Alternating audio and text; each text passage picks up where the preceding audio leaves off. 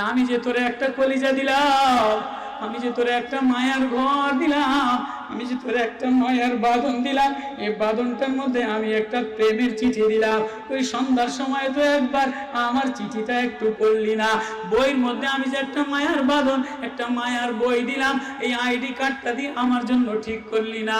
কবরের ID card ঠিক করলি না?